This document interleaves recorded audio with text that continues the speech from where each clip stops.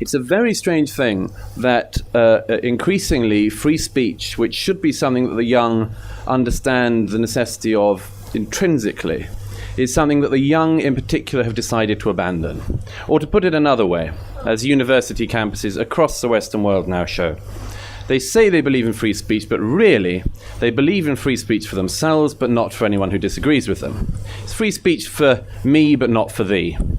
I can say anything I like about anyone else, but if they say anything that I disagree with, I'll call the police or retreat into a safe space or moan about intersectionality. I don't know if intersectionality has come to Sweden. Yes. Yeah. You know the drill.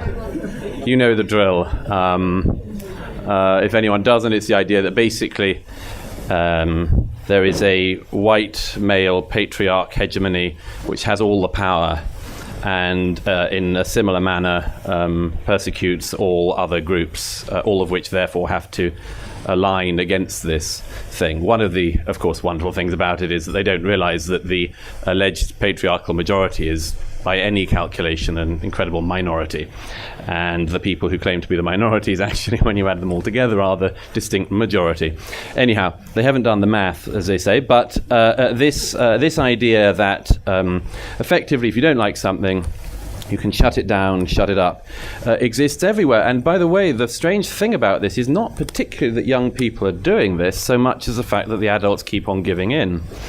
You'll probably have seen the video from Yale University last year where a group of students surrounded one of their professors and were yelling and effing and blinding at him because, in the words of one of the students, this, by the way, happened because they were unhappy about a Halloween party. Halloween, apparently, at Yale University is the most potentially traumatic event of the year. People could dress as something that could upset you. My view on this, by the way, is that if you can't cope with Halloween, you've got no right to be at Yale University. Because if you're going to be traumatized by a costume, you've got no hope in hell with Heidegger or quantum physics. These are the people who say that they want to leave their seminars in law classes if rape is mentioned, who will go on to discover, if they are unfortunate enough to become a lawyer in later life, that they're no damn use as a lawyer, because if they were representing a client who'd been raped, they'd have to leave the courtroom with their hands over their ears. Anyhow, these students were standing around their professor and they kept saying to him, "You don't understand." And in the words of one of them, she said, "You don't get it. We're trying to make a home here. This is a home." Other people have rights too, not just Walk away. Walk away. He doesn't deserve to be listened to. An unsafe space here for all. Stay quiet. For all standing students. You understand that? As your position as master, it is your job to create a place of comfort and home for the students that live in Silliman. You have not done that. By sending out that email, that goes against your position as master. Do you understand that? Then no, I don't agree with that. Then why the fuck did you accept the position? Because Who the fuck hired you? I have a different You vision should than you. step down. If that is what you think about being a master, you should step down. It is not about creating an intellectual space. It is not. Do you understand that? It's about creating a home here.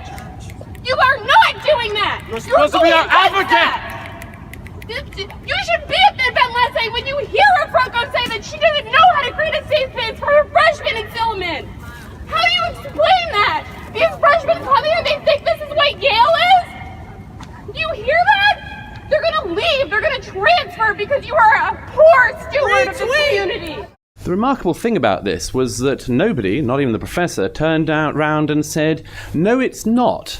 This is a university. It's very different from a home. If you want a home, you can go back to your mummy and daddy. You can go back and hide under a duvet, but this is a university. It's the best chance you're going to have in your life of getting new ideas, getting access to new information, being challenged, and instead of actually using that period to do all of these great and noble things, you've decided to cos it yourself and shut your eyes and ears."